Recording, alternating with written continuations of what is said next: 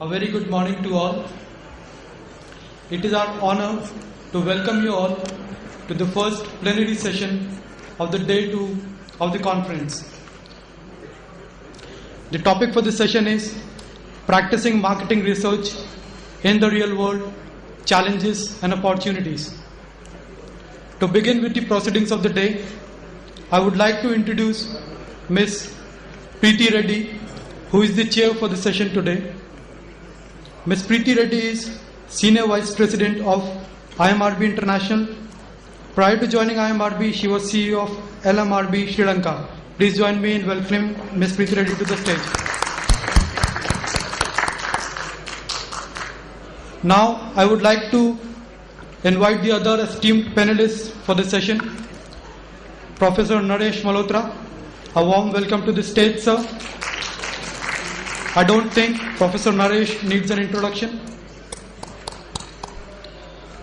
May I invite Mr.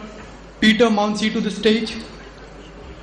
Mr. Peter is Editor-in-Chief of International Journal of Market Research and a visiting fellow at Cranfield University School of Management. May I also invite Ms. Phillips McFarlane to the stage. Ms. Phillips is the chairman of UK Market Research Society. She has also been a joint winner of 2008 ESOMAR Excellence Award. Please welcome Mr. Jayant Jain to the stage. Mr. Jayant is the president of Market Research Society of India.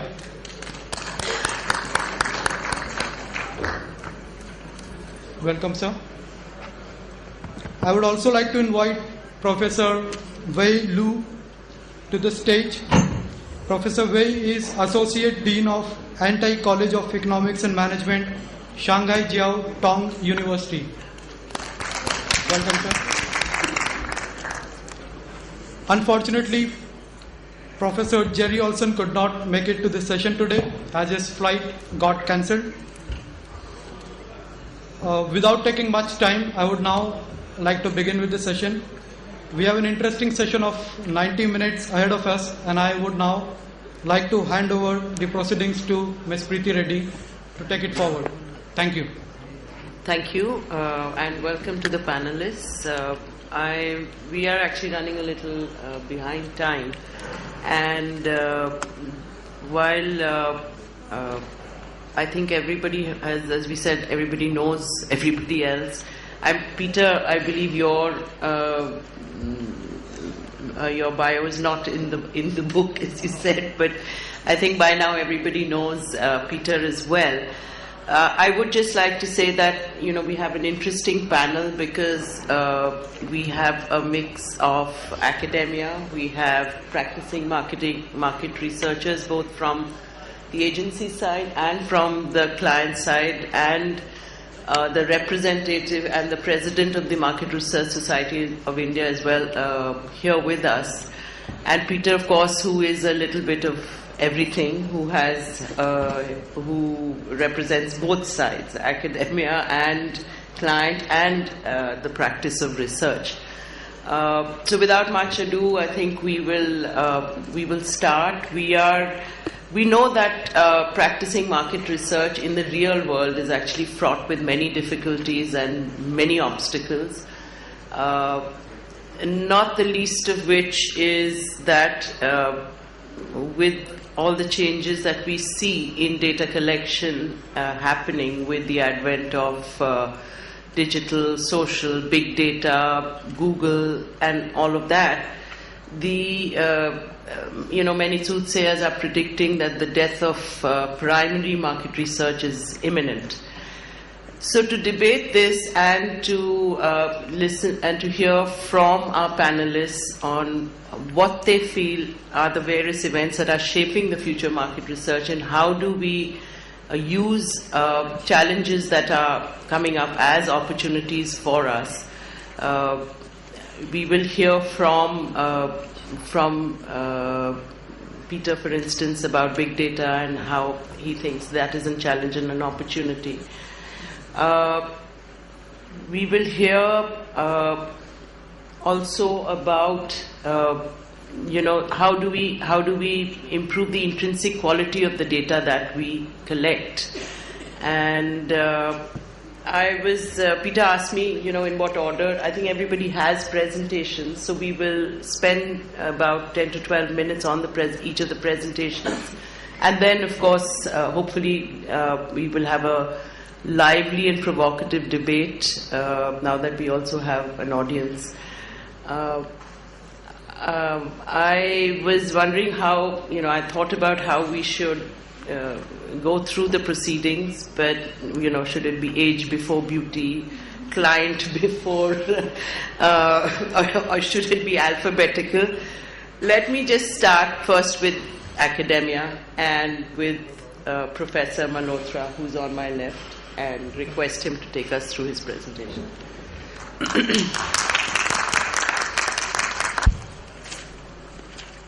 I'll talk about the challenges and opportunities facing marketing research in a global context, and briefly touch on the growth of marketing research, the redefinition of a marketing researcher, the ongoing nature of marketing research, qualitative marketing research, quantitative marketing research, international marketing research, internet and marketing research, which would include social media, and ethics and marketing research. First of all, marketing research is growing in importance, and this trend is likely to continue. And this trend is driven by many factors, but let me briefly mention just one, which is globalization. And without having the time to go into the reason why globalization is taking place and actually picking up speed, we know that this world has become a global marketplace, and when companies have to attack new global markets, they cannot enter into a new market blindly. They have to undertake substantial marketing research to understand the consumers in that country, who they are, how they live, what are their values, their lifestyles, their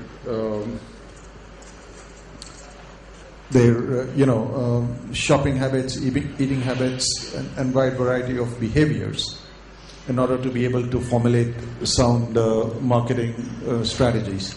Can you project the presentation on the screen so people can see what's going on? Okay. And just to illustrate that, let me give you the example of Procter & Gamble in China. When P&G was seeking to penetrate the Chinese market, they talked to many marketing consultants, and they were advised by these marketing gurus that, hey, P&G, your products would be 5 to 6 times as expensive as other Chinese brands, and only the very rich, affluent segment of the Chinese population would be able to afford it, so therefore target that particular segment. But P&G, being a very marketing research-oriented company, didn't necessarily buy into that, and they did their own marketing research, where they talked not only to the upper end of the Chinese market, but also the mainstream middle-class Chinese consumers, and asked them what issues they had, problems they had, and those which are not being currently addressed, and really did a basic study to understand who these consumers were. And it came out that one of the problems facing these consumers was dandruff, and Chinese have jet black hair, and white flakes stand out on black hair. And so they also found that none of the shampoo brands currently available were perceived to be effective by these Chinese consumers in fighting this malady. And the Chinese mainstream, middle-class Chinese consumers, were willing to pay up to 5 to 6 times the price of local brands for a brand that they perceived would be effective in fighting dandruff. So armed with all of this information, P&G chose shampoo as the entry-level category, and within the shampoo category chose Head & Shoulders as the entry brand, and promoted the brand not only to the upper end but to the mainstream middle-class Chinese consumers.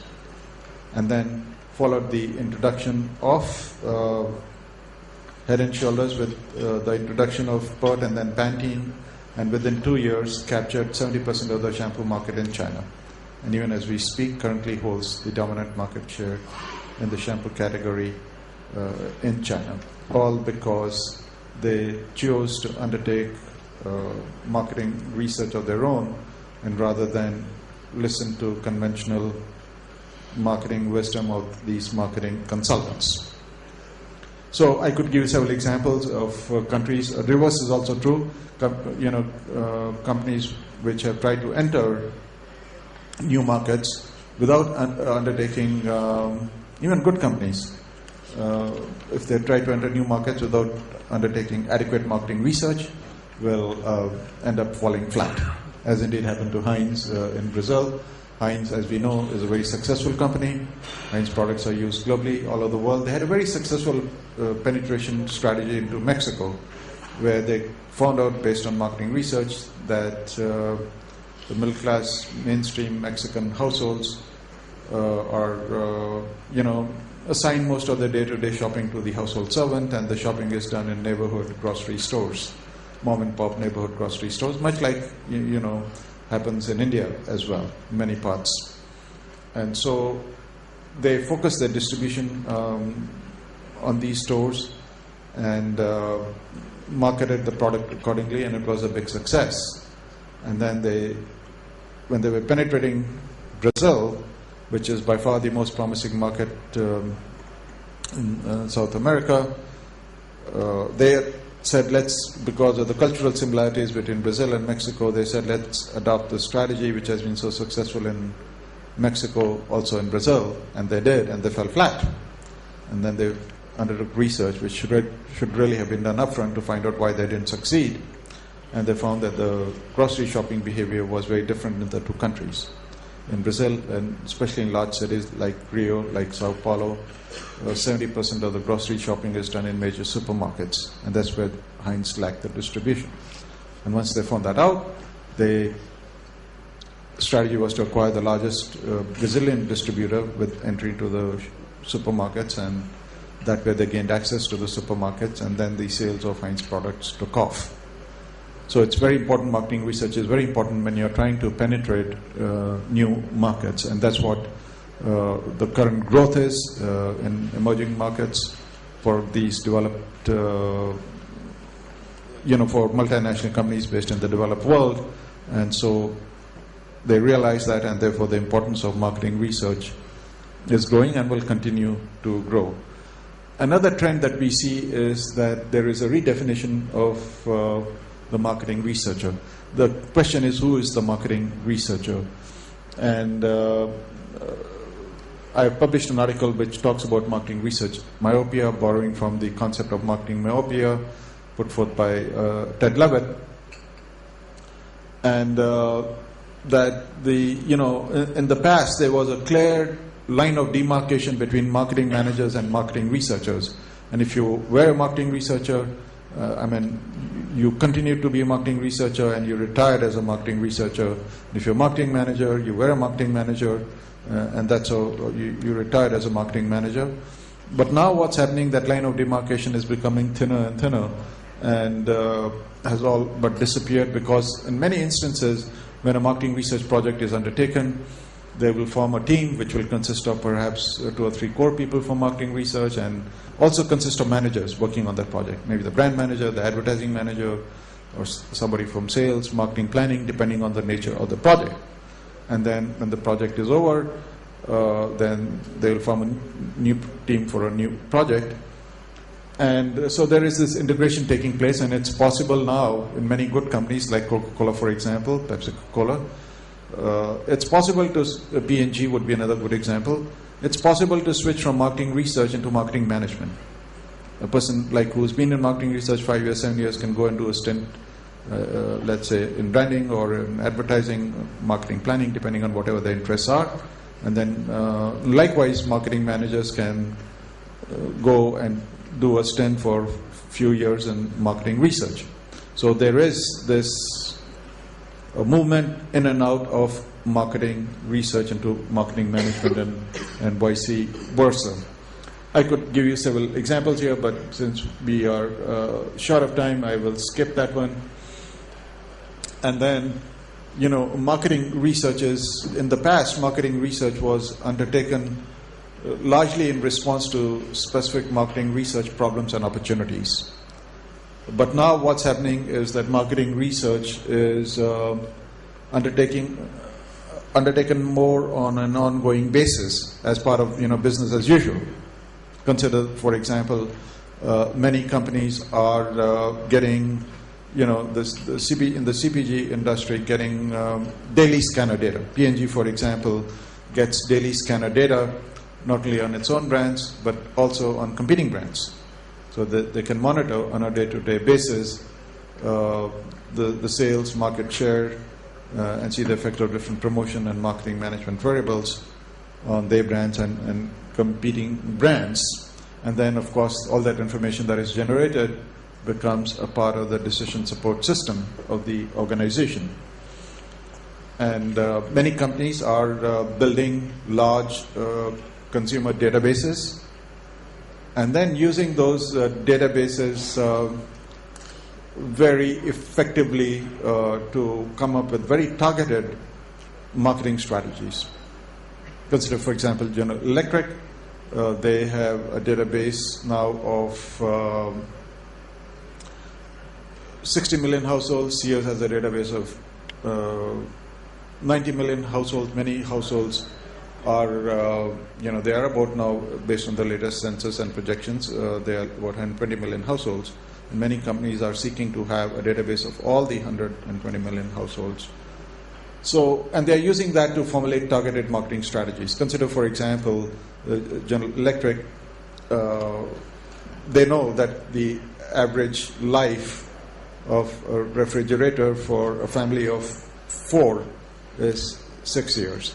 And they know people in the when they want to do a targeted marketing strategy, they simply go to this 60 million households in the database and they say, okay, who are the households who bought a refrigerator about 5.5 years ago and who have 4 or more in the family? And so they get a list of those households, and then all those households will receive a letter, personalized letter by name, saying that, look here, we thank you for being a loyal GE customer. We know you bought your refrigerator 5.5 years ago. The average life is 6 years. It's come time to replace your refrigerator. And here is a coupon which is good for 20% off on any of the models of your choice. But here are 3 models we recommend. And here are the 3 GE retailers nearest your home. So that way, when you get the letter in the mail, people realize, hey, wait a minute, yes, it is time to replace the refrigerator, and 20% discount is a good discount. So they won't think in terms of trying to necessarily see who's selling what else and compare prices and so on. It's pretty good that they will walk into a GE store and buy another GE refrigerator. So it's and this is ongoing operation. This is again ongoing operation. Building big databases and trying to then mine those databases to formulate very targeted marketing strategies. We had a whole 2-day pre-conference workshop on qualitative methods, interpretive methods like ethnography, and we had a 2 sessions on those yesterday. And they didn't go much into computer-assisted qualitative research in these 2, but now it's possible to bring in computer programs which utilize the neural network methodology, like CatPack, for example, to also do pretty sophisticated analysis of qualitative research data and glean insights which are not possible, without such analysis. So even in terms of qualitative research, which we heard a good deal of, now the analysis methods of qualitative data are becoming more and more sophisticated, more intelligent, building into it the learning process, and with the result, there are additional opportunities for qualitative research. Likewise, for quantitative research, I talked about data mining, giving you examples earlier: enterprise resource system, artificial neural networks, genetic algorithms, latent class analysis. People are using these databases. I've 2 consulting projects I was involved with. One was the largest direct market of insurance products in the United States, helping them to use database marketing based on analysis of large databases to increase the cross sales of their products. The average life insurance company has sells, for the customer base, they have 1.8 policies for people who are their customers. And this particular insurance company had just 1.2. Their average for their customer base was 1.2 policies. So we knew there was an opportunity there to cross-sell, and so we were able to use database analysis to identify, those consumers, those customers who were much more likely to buy additional life insurance policies and what type, and use that to come up with customer lifetime values and things like that. So pretty sophisticated analysis was done.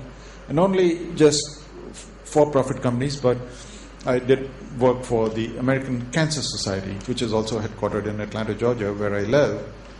And there we used very large databases, like 25 million households in their database, to identify and target the heavy donors. They rely very substantially on donations to further cancer research. And so who are the people who are very likely? I don't have time to go into all of this, but it was very fruitful effort, very productive effort, and it cut down the number of mailings by 90%. So initially, let's say they did 100% mailing. Now they just mailing of 10% of those, and they are still able to, in that 10%, they are able to capture virtually all of the heavy donors. So very efficient, targeted method. We already talked about international marketing research. It is much more complex than conducting purely domestic research. You have to satisfy additional, it's more sophisticated in the sense of there are additional challenges, right from the point of view of trying to define the problem because of self-reference criteria, biases, cultural norms. I mean, the way people consume, for example, soft drinks in India is very different from the way they consume soft drinks in the United States. Soft drinks in the United States, all-purpose, all-meal drink, which is not in India. In India, most households would consume water rather than soft drinks, for example, with meals, especially in the homes. And other products like bicycles, for example, in China are still being used. Many parts of the country, Southeast Asia, bicycles, motorcycles are still being used as a means of transportation. I know I lived in Singapore for a period of time.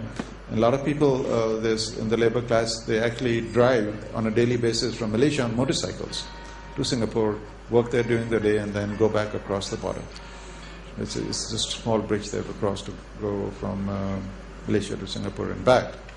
So, but in the motorcycles in the US, for example, are used primarily for recreation, not for transportation. That's a basic means of transportation.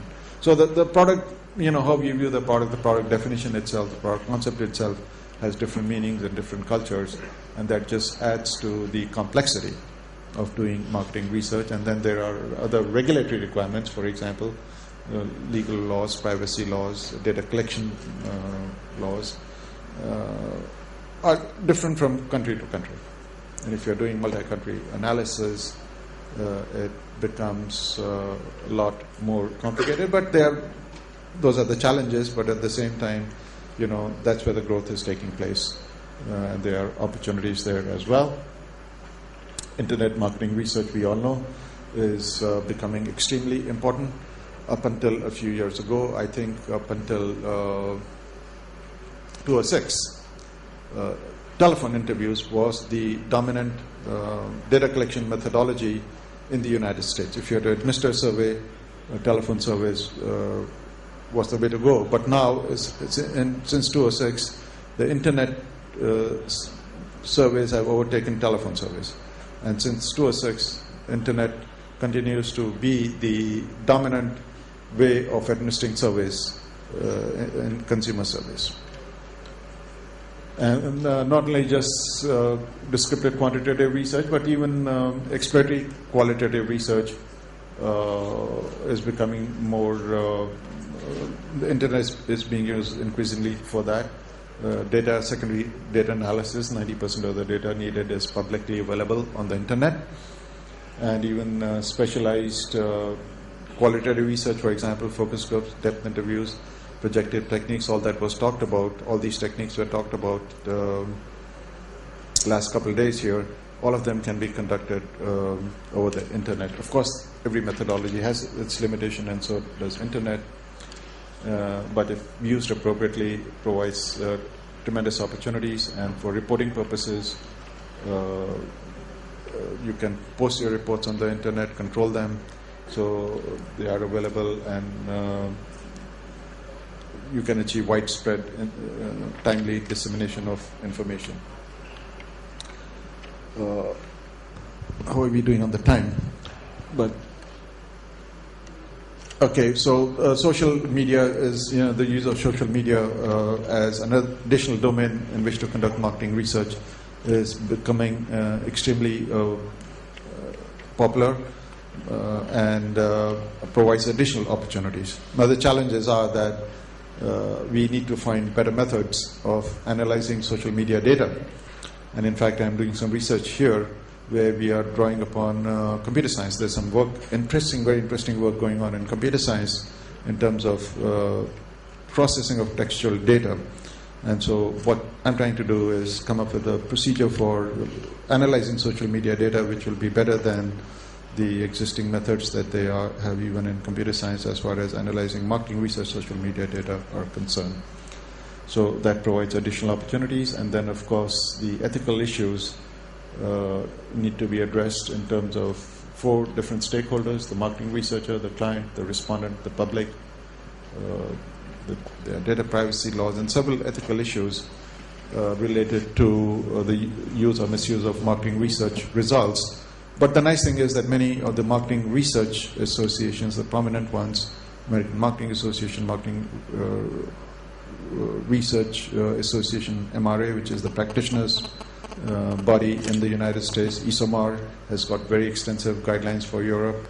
The Australian Social Marketing Research Society has one for, also they've got a set of guidelines. Indeed, many other organizations such as the Advertising Research Foundation and so on have prescribed good guidelines for ethical marketing research, which if followed, will result in marketing research which is not only well executed but meets strict ethical standards. So with that, I will conclude my presentation. Thank you. Thank you, Professor.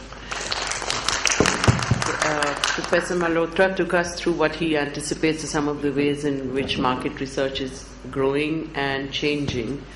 I would request Peter first to take us through his presentation as the voice of what's happening in the developed world before we move to the emerging markets. Professor Lu, China, and Phyllis, who will tell us about Africa, and finally Jayant, who will talk to us about India and what's happening here. May I request that we try and stay within the 10 minutes, because I think there is... Sure, I'll do that.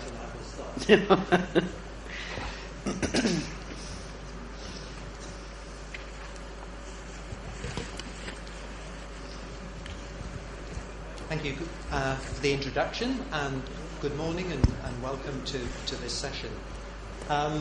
Yes, we've got a fairly short time to get some of our points across this morning. If I have time, I'd like to try and just address 2 things. One is about the issues with big data, which I'm sure you're all familiar with as a term. Some of the issues that there are for market researchers in this world of big data. And if there's time to talk a bit about research methods and some causes for concern, I think we ought to consider. So starting off with big data, I want to look at whether there's a role still for market research as we know it, some of the issues about passive data and observation in today's world. How do we communicate the complexity that big data provides? And therefore, do we need a new mindset for market researchers working in this sort of world? This is a piece from a major newspaper in the UK, which tends to suggest that with all this data, we don't need market research. We don't need to know why anymore. All we need to do is use algorithms, and we can find the answers to all the questions that we might ask of the data that's available to us. I ask, is this hype or is it an opportunity? Is the algorithm now sort of king of the hill, the way forward? And therefore, will market researchers as such mainly become data analysts rather than using their intellectual, creative and innovative skills to actually undertake survey-type work or qualitative-type research? Well, we've been here before. Going right the way back to the 1960s, Reader's Digest in the UK recognised that there was the need to work successfully with market research and their database of customers, which they created. And they developed a very sophisticated model for developing new products. We had geodemographics came in the 1970s, which is possibly, again, an early iteration of big data because it combined data from different sources together to provide a geodemographic code. Legislation came in, adding a further degree of complexity. Professor Malhotra referred to that. In 1986, when I spoke at the first DMA Database Marketing Conference, John Groman, a leading statistician from the States, said that market researchers had tremendous skills to bring to this new era of data analytics, as I've shown on this slide. But a year later, two leading academics in the UK were making the same situation, claimed that market research was no longer necessary now that organisations were investing heavily in big databases. Data fusion first started with market researchers, and those who are into loyalty schemes, such as in the UK Tesco and Nectar and so on, they recognise that market research plays a very valuable role in what they do. So I think the issue is that market research is far from dead. It has a big role to play. And one of the reasons for that is that algorithms are just really mechanical devices. They're just ways of looking at relationships in data, but they don't tell you much about the context of that data, and they certainly don't tell you anything about the why. Why do people behave in the way they do? Why do they make the decisions that they do? So I think that we have big limitations with big data. We can be data rich, but we can certainly be knowledge poor if we don't have the right analysis, the right market research to go alongside it. Another issue is that a lot of this is passive data. Social media provides a huge volume of data for analysis, as does mobile phone records, which are on usage, which are increasingly being looked at as another aspect of passive data. And this is where we really observe what people are doing, what people are saying, rather than actually asking them questions. This was something that mass observation did as long ago as 1937 in the UK, where they actually listened to conversations around them. They wrote their notes up, and that was how observation took place, without any permissions. Very, very manual operation, run by people who were anthropologists, but provided a tremendous amount of information, for example, about how Britons were faring during the Second World War, and had a big influence on government policy. Today we have this sort of data, but it's, as I've said, all digital data. But we still have issues about the ethics of how we can use this data, because it can be quite easy to define who these individuals are, even if they've tried to anonymise who they are in the social media world. So we have this issue about, do we actually know that we have their permission to collect, use, and disclose their data potentially to others? The MRS Code of Conduct, one of the codes that governs market research in the world, does talk about voluntary informed consent. And the example on this slide came from a real conference paper where, after a screening questionnaire, participants were asked if a researcher could be a friend on their Facebook page and watch all of their conversations, listen into their conversations, and so on, which raises interesting ethical issues about. This is an organisation, Diageo, a research company working on their behalf called Insights, about how you use information like this in social media to generate commercial revenue, and whether you, as a participant, really understand what you're consenting to, and have anybody else who puts information on your page or who you describe and talk to on your page, have they given their permission for their data to be used in this way? So I think this is another issue of ethics in the social media world, about whether you really understand what informed consent is about, and how do you gain that consent in situations like Facebook. Going back to mass observation and where we are today, we also have an issue of qualitative methods and quantitative methods in how we analyse the data that we can collect from places like social media. Webnography, and we talked about webnography or netnography, and it was talked about in the sessions yesterday, the pre-conference session. All of this information can be analysed through techniques such as semiotics and discourse analysis. And it has a lot of advantages. We don't have to impose questions on participants. They're not affected by questions in terms of what they might be asked. And then we can do some quite clever things with the data. We can look at the patterns in the data. And this example is actually from Angela Puri, who works in India for Nielsen, showing just how you can use the patterns that you see in the conversations about brands to identify danger signals, identify where the brand is actually losing its identity compared with competitors, and where people are looking for new needs and so on. We can also look at what's being said about brands in the different social media channels, and here are 4 different profiles, and I could ask you, which of these brands is represented by each of these profiles, because they're very different profiles. But the fact is, they're not different brands at all. They're not Dyson, Marks and Spencer's, Waitrose or British Airways. They're actually all about Dyson. And one of the messages and warnings here is that when you look at different social media channels, you get different messages about brands, because the people who are using those channels are wanting to talk about brands in different ways. So again, an example that we have to take care in how we analyse this massive data that's out there in social media world to try and make sense of what it means to our brand. Also, having looked at the qualitative ways that we can look at the data, there is also the algorithmic ways. We can use text mining to look at what patterns there are in the data. This is from a presentation by an Australian guy, and you can see that the massive data that's out there, these are an analysis of more than 33,000 unique hashtags over a 2-month period, and this was to do with the Australian general election last year. We generate an enormous amount of data that we have to make sense of, and sometimes algorithms are the way to do this. Okay.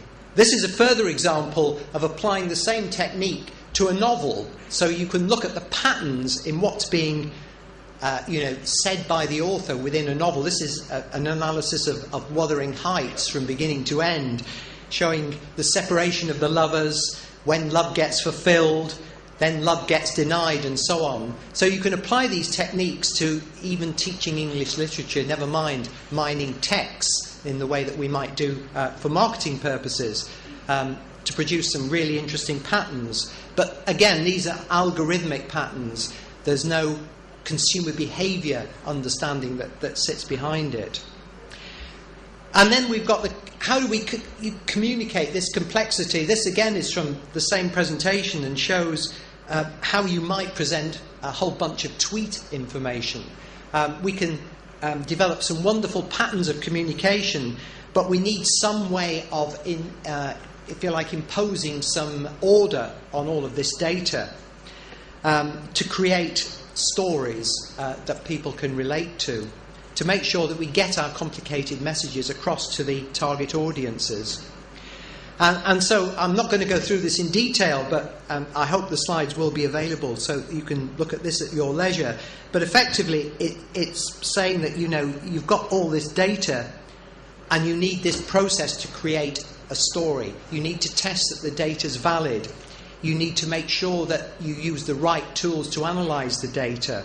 You need to think about who is going to write the story, create the story, and you need to decide what tools you're going to use to actually communicate visually the messages that you might get from this sort of data. So this is one interesting way of looking at the world, trying to show how big Africa is compared with an amalgam of other countries that there are in the world. So you can see there's China, there's the United States and so on in there, to try and give a visual picture of just how big Africa is compared with other countries in the world. And in this example, what we've got here are looking at the comparison between left-wing governments and right-wing governments and all that they stand for, and again trying to convey this very complex patterns that you have in the data that you can collect these days. So the research model for big data is far more complicated than the simple market research model that you see on the left, where you turn a business problem, a business issue, into a research survey and then feed back the results to the client. The old world of doing things. The modern world, as you can see on the right, brings in data from many, many more sources, creating a much more complex area for people to work in. The knowledge base has changed dramatically over the last 20 years or so because of all the extra data and sources of data that's available to us. So we need a different mindset in today's world. And this is from a book by Nate Silver, The Signal and the Noise.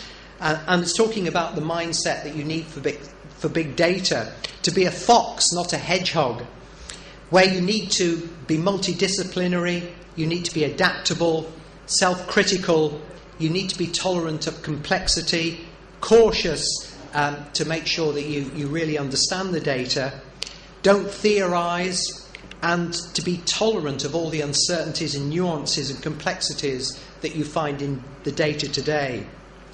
So, looking at these two personalities, the research shows that foxes are much better forecasters than hedgehogs are. So we all need to move towards the fox end of the spectrum in the way that we think about our lives.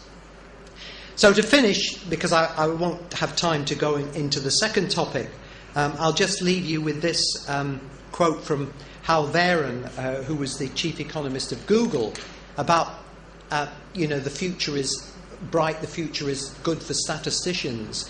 But I would say statisticians as such only take us so far. We also need the market research skills to understand consumer behaviour and ensure that we don't make mistakes by misreading the data around us. Okay, thank you. Thank you, Peter.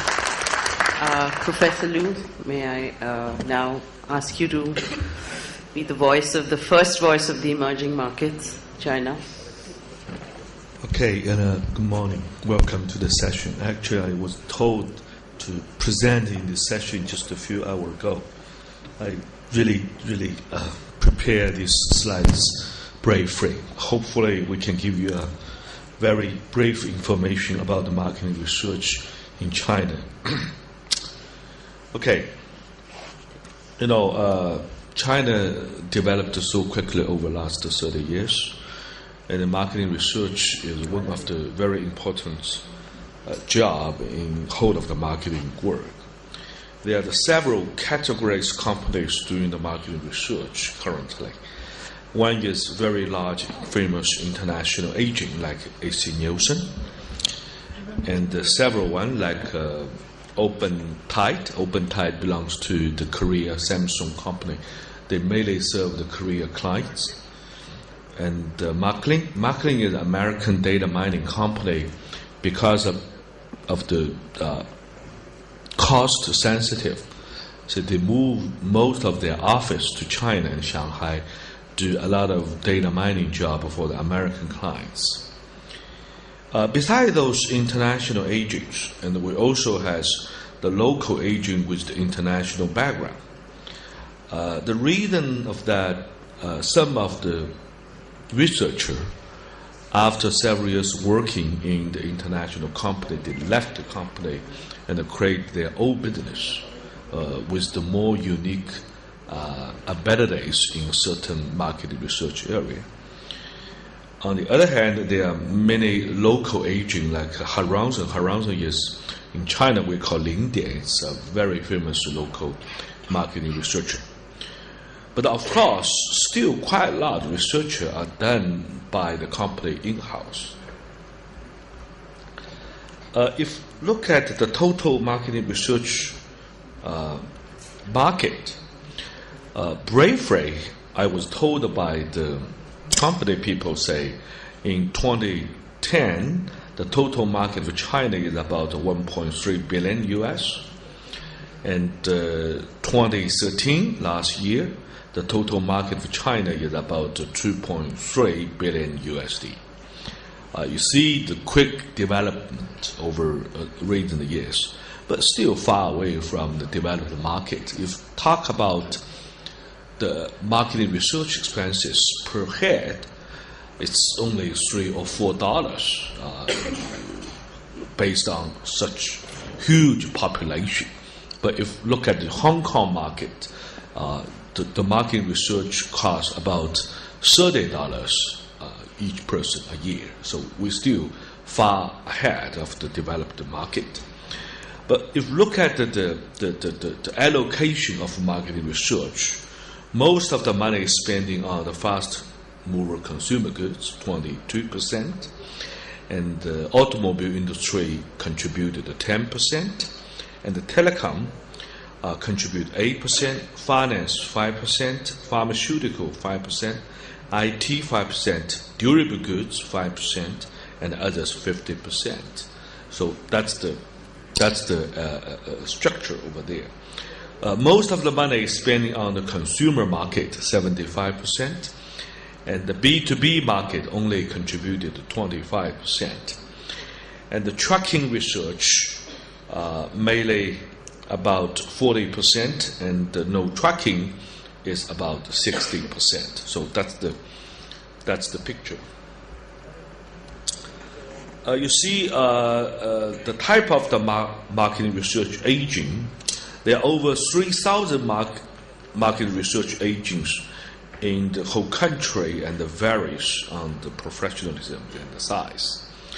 Large international, I mentioned, not only AC Nielsen, GfK today here, and you have the office in Shanghai, Beijing, many places, and some medium, small, most of them from multinational partner.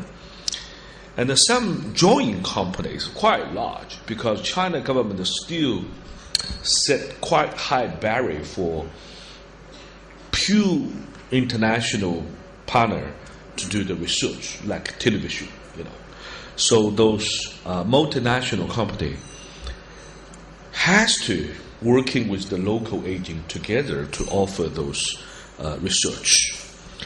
Local with the international background, normally those people got degree or be educated in States or Europe and back to China and offer the research. And the large local company and the small medium company mainly serve for the local clients. If look deeply on the business, large international company, they mainly serve for the international clients because those international clients belongs to key account, global account. But the next potential one, they definitely try to grow their business through the local clients companies. And then medium and small international, they are more specialized in a certain area, like customer or technical industry. They try to grow market through the local companies, but their resources is quite limited.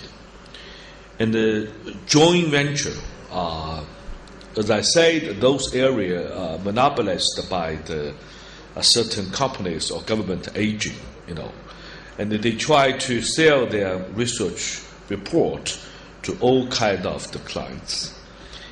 And the local international, in the future, they will still mainly focus on a certain area, and they start from big local company and they try to climb to the international company. And the large local company, they cover various industry and the research categories, used to do the field work for the international companies. Now they focus on the local clients.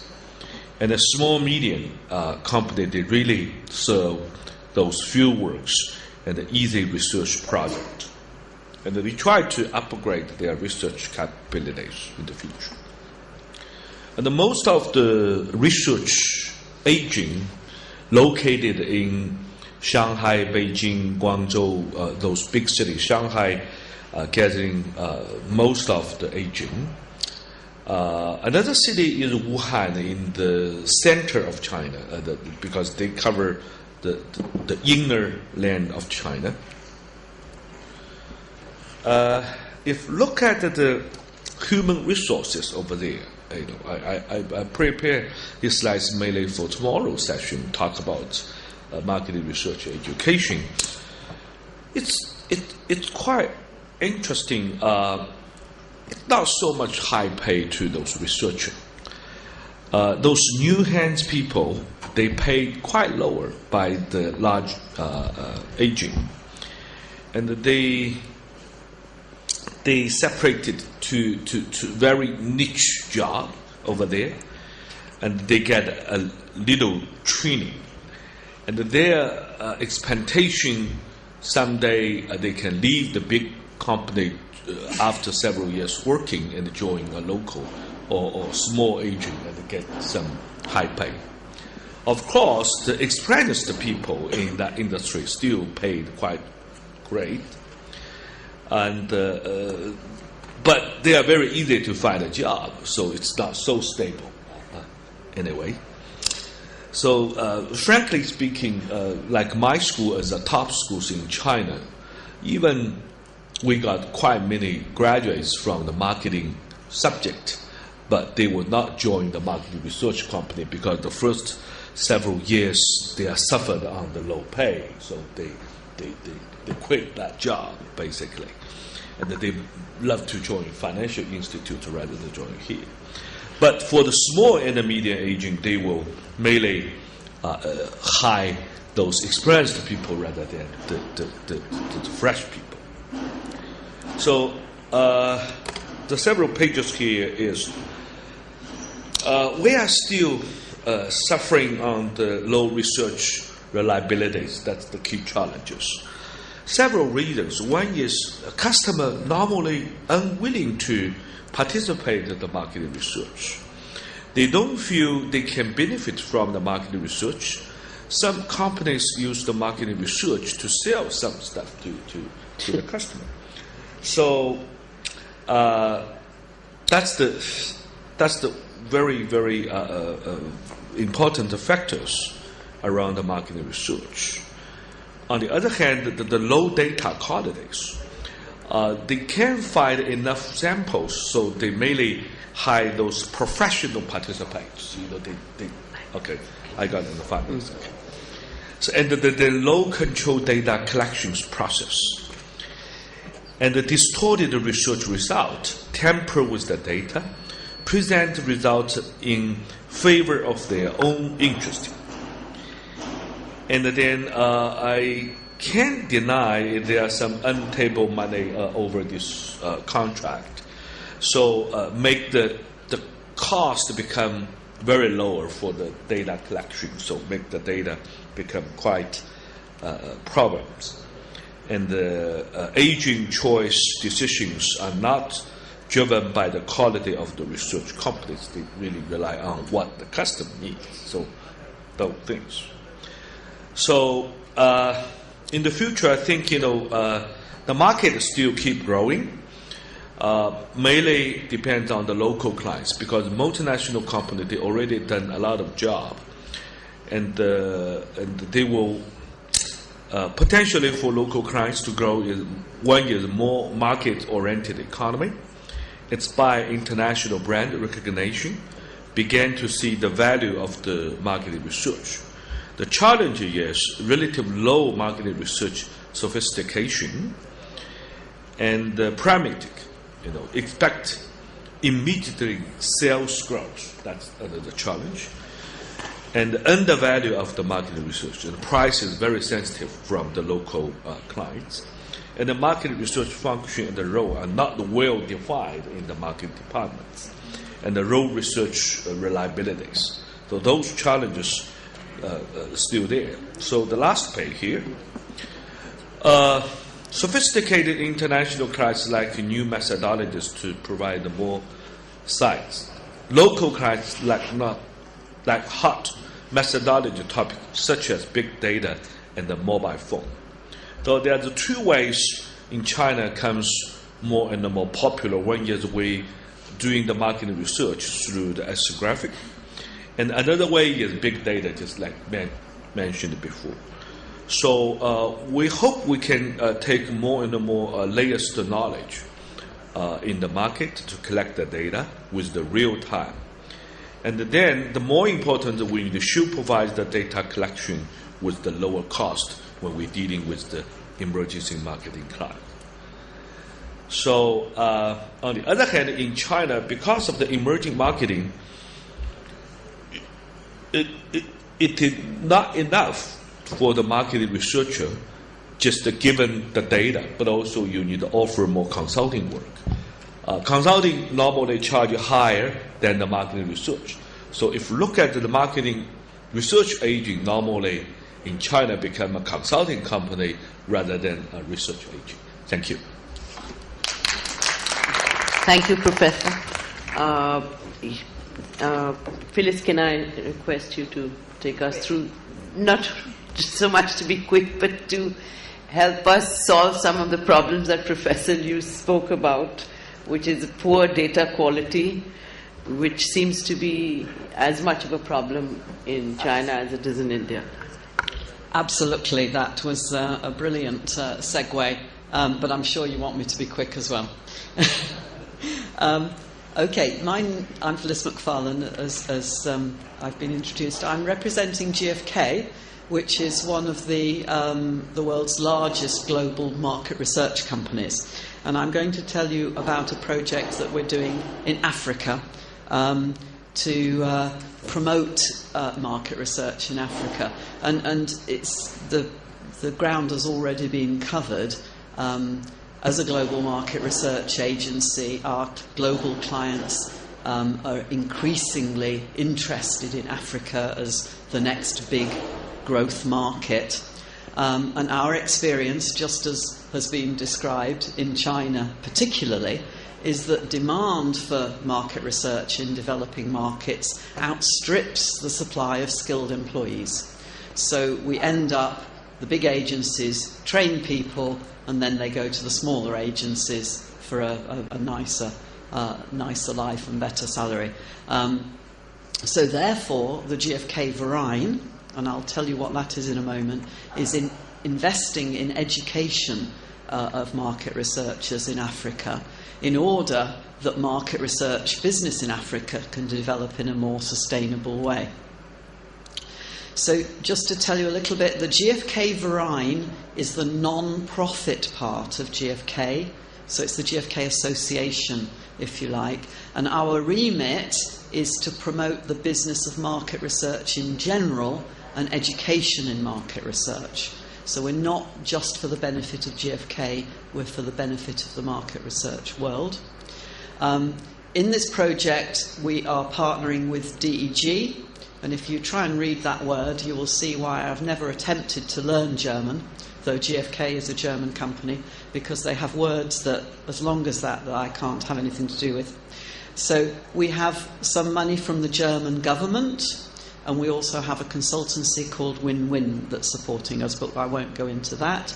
And our project goal is to build capacity in the market research business in Africa. But just to go back a little bit, why would the German government want to invest in this development project? What are its long-term aims? And I have to say, I mean, I'm British, and I have so I work for a German company, I have tremendous admiration for Germany's commitment to investment and development. And basically, this is an investment to build capacity in the African market research industry so that good German companies, when they start expanding into Africa, will have good data in order to make good business decisions. And that is why the German government will invest. They're supporting their businesses for in the future. We invest because, as GFK, it's in our interest to have market research capacity in Africa, but as the GFK Verein, we cannot directly benefit GFK SE.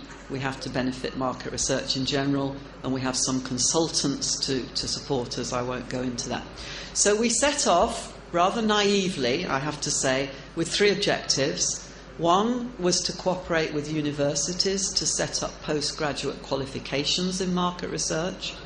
The second was cooperation with the national statistics offices to ensure that population data required for market research is available. And I have to say that objective, we have failed in that objective. The national stats offices in Africa have more money thrown at them by the World Health Organization and the UN. They're not really interested in GFK helping them. They're also, I have to say, slightly corrupt in my experience.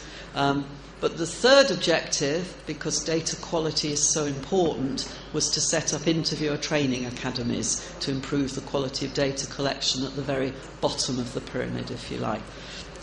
So just quickly to tell you, we're working in 4 countries, in Nigeria, Ghana, Kenya and South Africa. So in Nigeria, we're working with the Pan-Atlantic University. We've introduced an advanced certificate, and the plan is to introduce a master's degree when they're ready. We're funding staff, library, equipment, marketing. We're doing internships in Europe for selected students, providing teaching material and guest lecturers.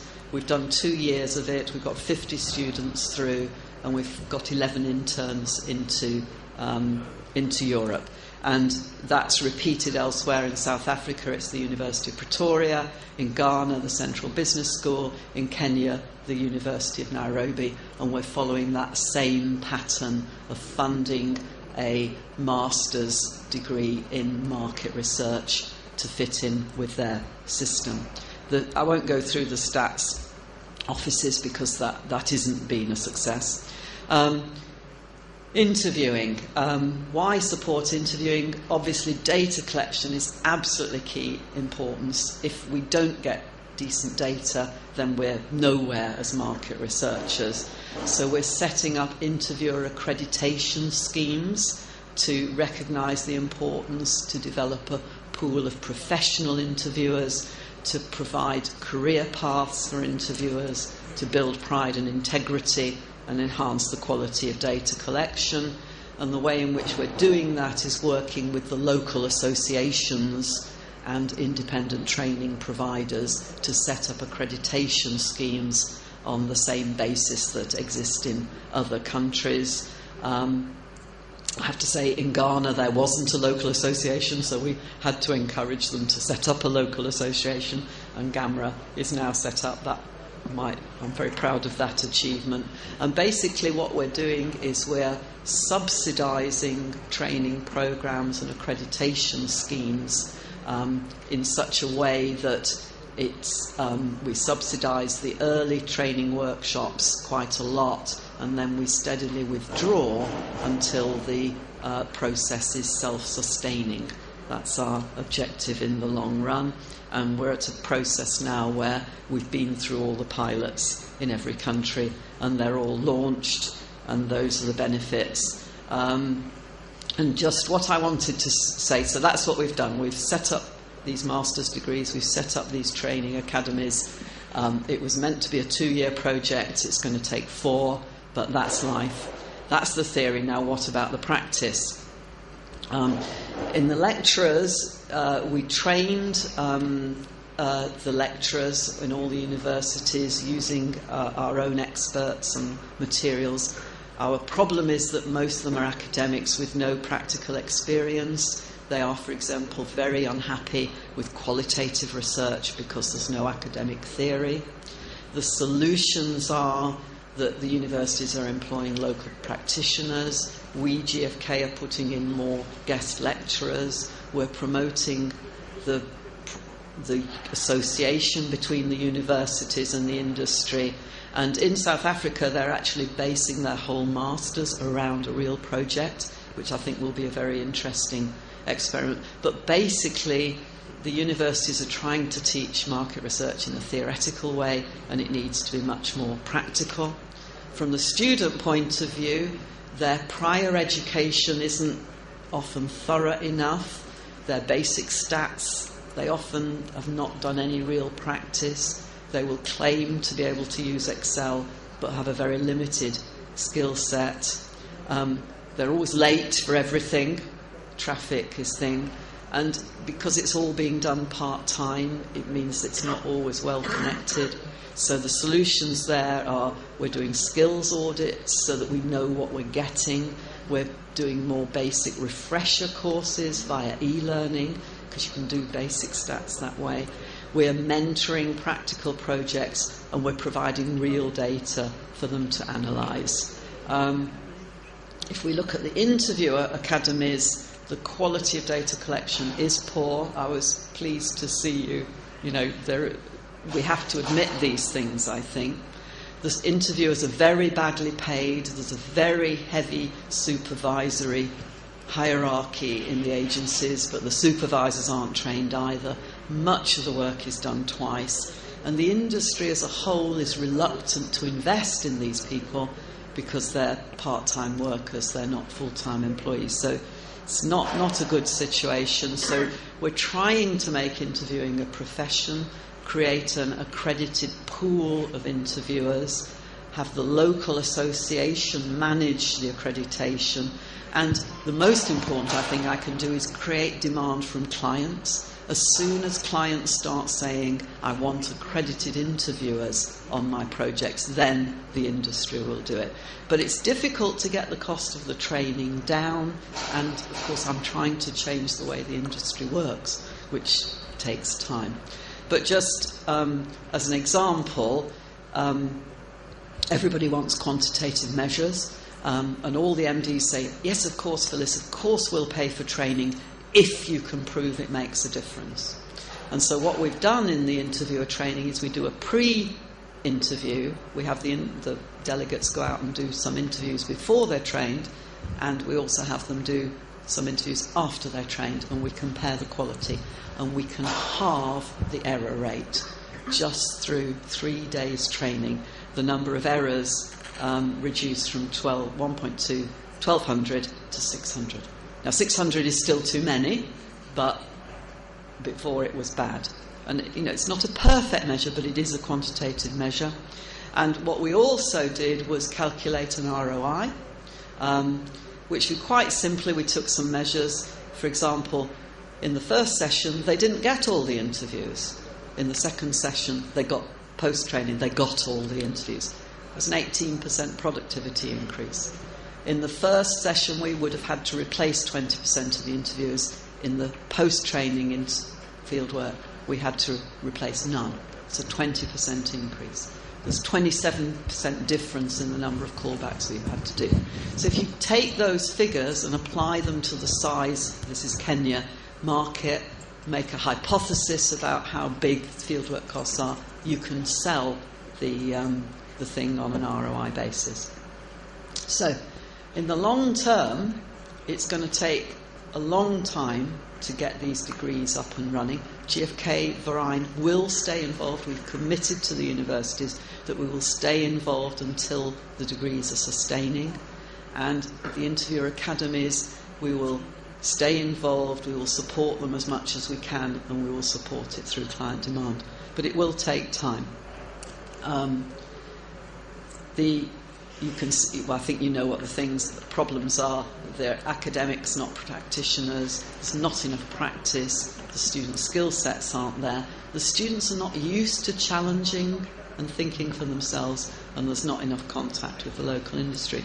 And as an opportunity, so as it isn't all negative, there is a real opportunity for a university or IIM to provide leadership on commercial consumer understanding in these emerging markets. But you need support from the clients.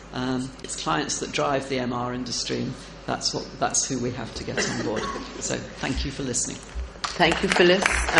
You ended with get clients on board as your last point, so I am going to get a client on board to quickly tell us what he feels ails market research and where are our challenges and opportunities. We have about 20 minutes, and I would like to take a couple of questions. Jan. Good morning, everybody. I presume I'm loud enough to be heard without the mic. Nice to have you all here on a cold and a foggy morning. Had this session lasted a few minutes more, we would have been in a real danger of the speakers outnumbering the audience. I'm quite used to that. As a market researcher, we've always presented to audiences which are lesser in number than the speakers.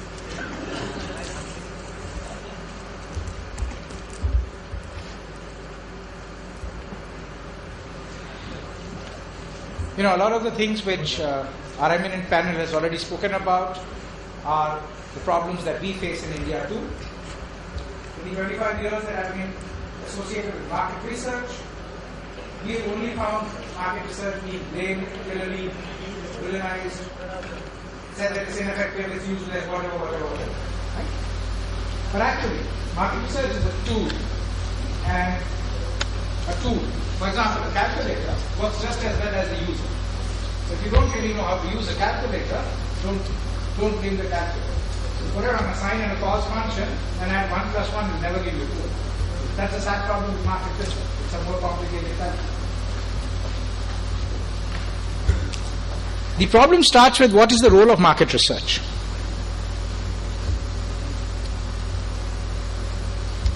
Market research is actually a service industry. Market research providers are working, unlike the academic research arena. In the real world, it's a cost of service. A client dictates what they want, and the research providers will jump at whatever the client says, and they will provide it to them.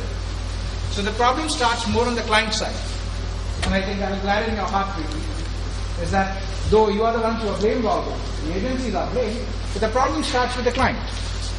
The role of market research on the client side, first of all, is considered to be a cost function. It's a cost center rather than something that is a profitable thing that one needs to invest in. Most marketers, and the eminent panel yesterday described them as mundane and boring. It's a more diplomatic way of saying other things. Consider market researchers to be data providers rather than knowledge. And they really don't know what to do with the data. That makes me think that if they can't do anything with the limited amount of data that we currently have, what are they going to do with big data? And market research suffers from short-term relationships. They should actually have relationships which last longer than what advertising agencies have with their clients. But sadly, the way market research has been structured and it functions, research agencies do one or two projects and others do other projects. The total time that they are aligned with a particular client or with an industry is fairly short. You can't really build up client knowledge. Am I audible to everybody? I think that. So the kind of a windbag that I am, and I represent the market society of India, I don't really need the money. I can have over. So there are industry-wide challenges. Low cost of research. Whenever we have a talk with the industry professionals, we always script research in India costs so less. You pay so little. You pay so little when you perceive little value. If you perceive great amount of value into what you are buying, then you'll be much more careful in buying it, you pay more for it, and you use it much better. So, we have to think about how do we increase the perceived value that market research brings to the marketing function, to the organization, before we start talking about low cost. But yes, it's a chicken and an egg story. What comes first? If agencies have low cost, they're not able to invest in talent. And you've got, over a period of time, even in over the 25 years that I've seen, the capability, the skill sets, and the ability of the talent that we today employ has certainly gone down. Yes, everybody says it's the instant world, everything needs to be done faster, technology is superior, X, Y, and Z. But really speaking, this is an applied science. It's a field where you apply thinking. And your thinking is not going to be done by an outsourced algorithm. You need the human beings to do that thing. And if you're not able to train and employ those human beings, there's no use saying that market research does not deliver. Mr. Farley just spoke about all the initiatives that they're taking out in Africa. Sadly, we need those initiatives in India. They're supposed to be a powerhouse. They're supposed to have the largest pool of educated manpower. But believe me, try and find an experienced or a qualified talent for research, and you'll find it very difficult. There is a great scope for GFK to do the kind of programs that they are doing in Africa and India. And I can assure you on behalf of the Market Research of India that we'll be active party to it, and you won't need to subsidize. A suggestion to also be a very eminent panel like the Academy. You've seen since yesterday that some of the most eminent people in marketing and market research education happen to be Indian. Dr. Malhotra, I have a query for you and for the others. Why doesn't a single Indian university offer a graduation or a post-graduate program in market research? We would look forward to your kind of intervention, guidance, and help in ensuring that at least some Indian institution, other than MICA, starts offering a market research post-graduation specialization. So that we can train some people and ensure that the industry has no talent. Doubtful data integrity. And Professor Liu Wang has spoken about the problems that they face in China. We face similar and worse problems. We've also got all the issues with doubtful data integrity, verifiability of data. Every one of you who's ever used research, and some of you who as students and others have worked in research, know how easy it is to fudge data. As a client, I have worked with data that I believe was 90% fudged. Market research is slow to respond. In the kind of world that we live in today, speed of response is essential for the marketing company. And in marketing research, takes 3 months more than what the marketing company has to be able to take whatever intervention that it needs in the market, what use is market research.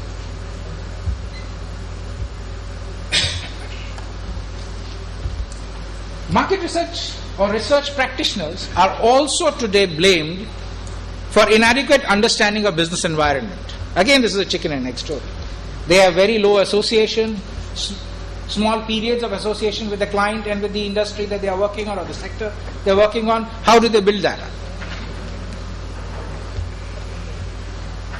In India, sadly over the last 25 years, and Reddy would, I think, bear it out, he's probably been there longer than I have been, market research as a profession has become a profession of data providers, rather than those of insight providers and knowledge providers. We need to turn that back.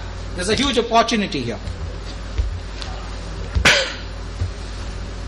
Market researchers have been unable to adapt to the fast-paced changes that have been occurring. Just in very short, demographics. A lot of us still believe in stereotypes that the rural India is like this and urban India is like that. Rural people are all involved in farming. How many of you believe that 75% of rural people still are involved in agrarian pursuits? Because that's the definition of rural. How many of you believe that? If we circle, less than 40% of people in rural India are today involved in agrarian pursuits. Technically, the census definition of rural no longer exists. There is nobody who is rural. We have over 4,000 cities. And given better mobility, better roads, and ownership of vehicles, 98% of India is within 30 kilometers of a city. So where do you think the consumer shops? In a village or in a city? Is he truly urban, is he really rural, or has he changed to an urban mindset? We haven't really understood these changes. We haven't designed our research strategy, our marketing strategies to keep pace with this. Consumer lifestyle and behavior has changed, just as I said, in terms of demographics. Technology. We've leapfrogged 40 years of technology. The consumer behaves very differently with technology. Has research kept pace with that? Technology has opened new touch points for consumers. New ways for marketing companies to reach out to consumers. New ways for consumers to buy products. Is market research geared enough today to be able to cover all of these? That's another question.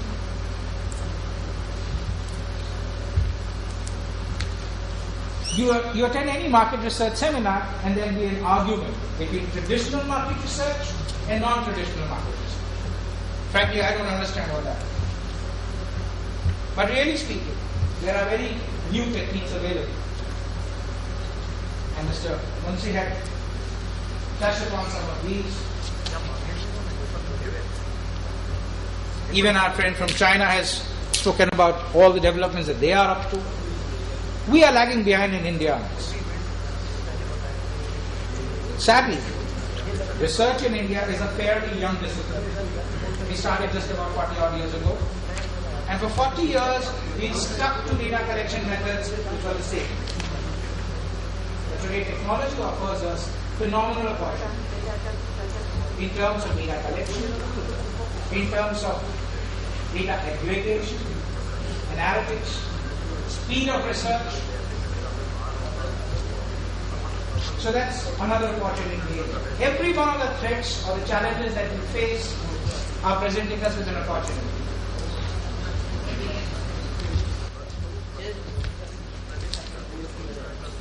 Wow, that's exactly how market research is treated. I know.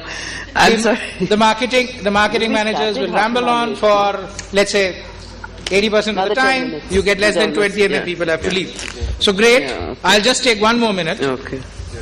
But we started late. I started with what's wrong with market research. It's actually the traditional role of the MR function which needs to change. I refer to a study done by BCG, which has classified companies into 4 different stages of using market research. And in India, we rarely reach the second stage. We are into a traditional market research function where the research function has little access to the senior executives. It emphasizes on tactical responses rather than on strategic research. There's little involvement outside of marketing from the company, within the company, and focuses more in terms of hindsight, evaluation of performance, rather than on foresight and trying to look at what more could be done. Some of the better users, and I hope I've represented some of those companies in the past, have reached stage 2. We tried to reach stage 3, but nobody has as yet in India reached a stage 4, where where research is an embedded function which is essential and enterprise, and is able to lead the organization into areas which are new and more profitable. very quick look at what the new market research function could be. You need to move from a centralized small market research function to a decentralized market research function where researchers are part of the marketing teams, branding teams, the geographic sales teams, business teams, and are able to contribute internally within that. There has to be a larger interaction. The market research function has to become like the financial audit function, except that what we audit is the consumer centricity of all business operations and decisions. Okay. Well, I've already said all the opportunities which are there. The new technology, since I have less than half a minute to take, I would say all the new technology which is available is a phenomenal opportunity. Big data analytics. The people offering big data analytics today are statisticians, programmers, mathematicians.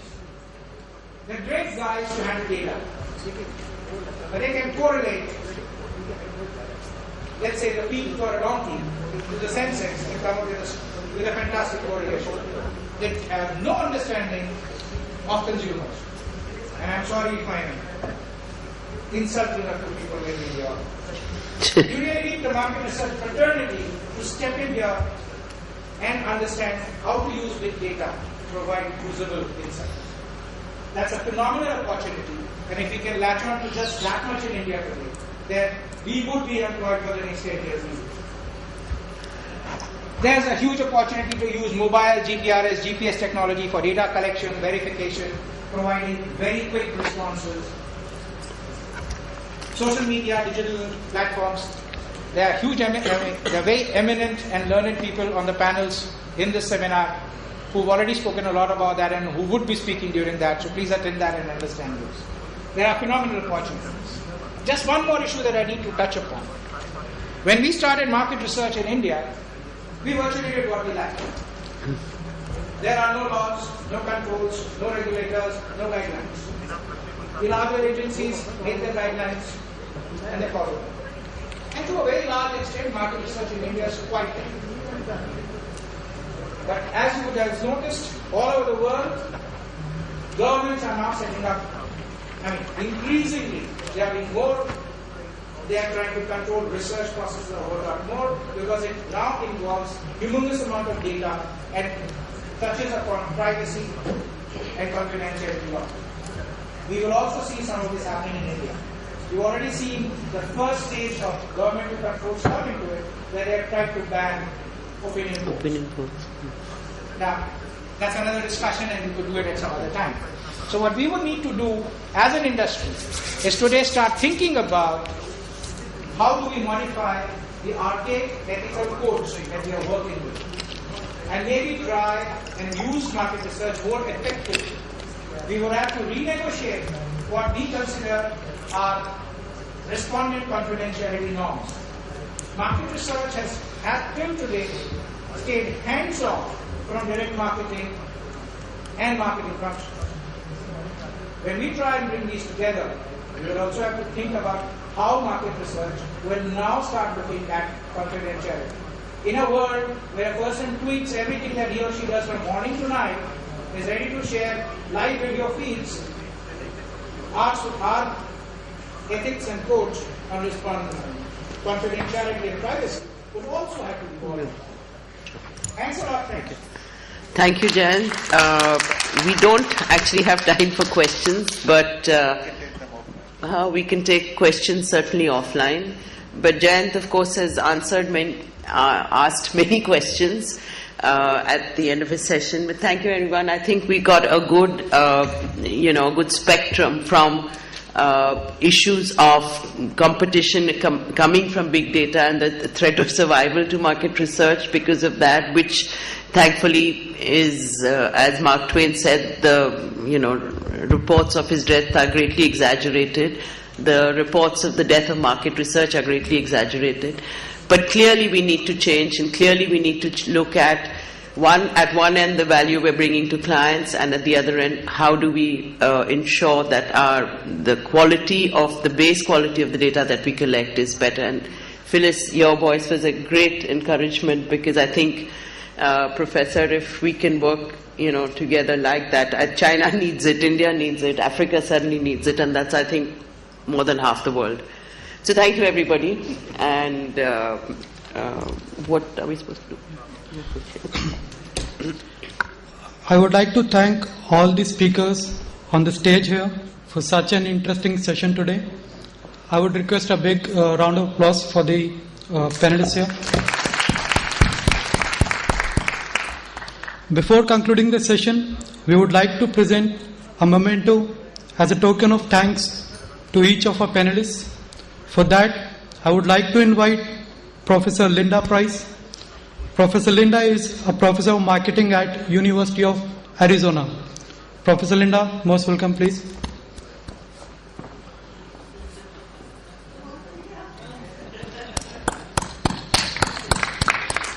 To begin with, Linda is I also invite Professor Linda to give a memento to Ms. Preeti Reddy. While she does that, let me add, Linda is also the president of Association for Consumer Research in the United States, and they are one of the co-sponsors of our conference. To Mr. Peter Mouncy.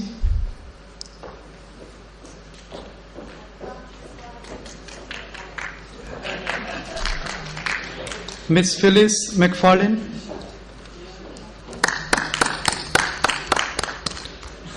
Mr. Jan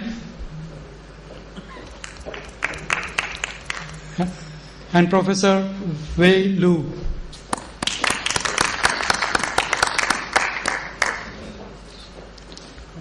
Thank you, Professor Linda.